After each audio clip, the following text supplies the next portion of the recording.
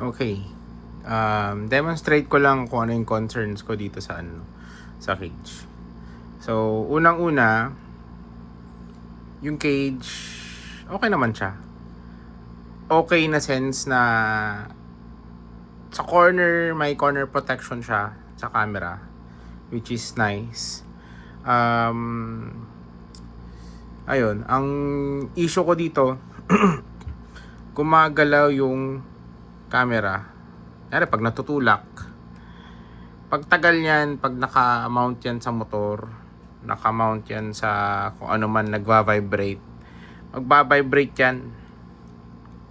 Yan o. Yan yun.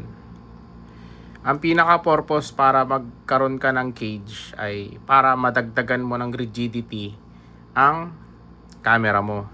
Or anuman camera mo or anumang mga bagay na lalagyan mo ng cage. Isa yon. Ngayon, kung mapapansin mo sa loob nito, laan natin ang daming space. Mapansin mo yan, daming space. Ayan o. Daming space. Dapat sana merong mga ano yan, may mga silicone rubber yan. Pansin mo yan dito sa dito sa corner na to. Ito, yung corner na yan, dapat yan, may rubber yan. Kasi direct contact siya sa dito eh. Dito. Direct contact siya dito. Pag tagal niyan, magra-rub yan. Magra-rub yan dito sa sa cage. Tatagal yan, kakaroon ng marks yan dito. Ayun. So, pag may vibration, tapos alog, or may compression, papakat yung cage dito. Pangalawa,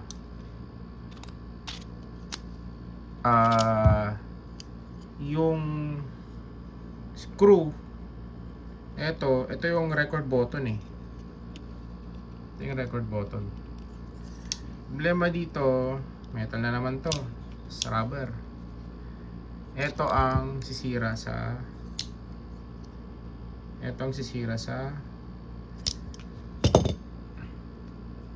mismong dito sa may record button.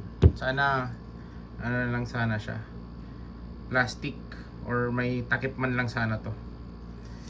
Yun. So kulang siya ng rubber para sa mga corner ng device. Eventually magagasgasan to pag tagal ng panahon. Tapos eto, yung rubber dito manipis. So kung ipupush mo to or sasalatin mo, mararamdaman mo yung butas. So manipis ito. Bisa sana snug fit ito sa loob. Ayan o, may play o. Although syempre hindi pa nakalock yan. Pag nakalock na yan, meron konti. Ayan o. Ayan. So pag pinush mo naman yan, okay. Ayan. So pag nagmamount ka, accidentally mo na push mo dito sa part na to, itong part na to, yan, or dito. Pag na-push mo yan, narinig mo yan, eto, yan, mag-ano yan, pag napindot mo yun na minamount mo, mag-ano yan, kunyari lagay natin, kunyari nalagay natin, napindot mo dyan, re-record yun. So dun pa lang issue na yun. Ngayon sige, lock natin yan. Ngayon meron pa ulit, mapipindot mo pa din yan pag may enough pressure yan. Ayan. Paano nasa bag to? Nasa loob ng bag. Tapos may pressure kang in-apply or na-apply accidentally. May iwan mo tong action cam mo na naka-record. So Diba? Paano kung kunyari, na-push lang konti. Diba? Na-push konti. Push konti, di magre-record na. May iwan mo to sa loob ng ng bag mo, camera bag mo. Na may pressure, accidentally magre-record yan. Yun yun. Yun yung mga concerns ko. Dito sa side na to, okay lang to. Eto, sa part na to.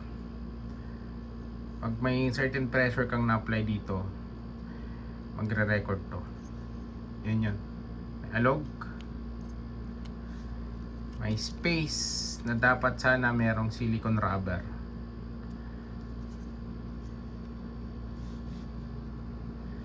Yan yun. Itong mga to. Dapat meron itong mga to. Hindi siya snug fit sa loob ng cage. Ayun. I-receive ko to. Pero magre-rating ako ng mababa. May rating akong 2 star or 3 star. Ayun. I-receive ko to, hindi ko to re-return.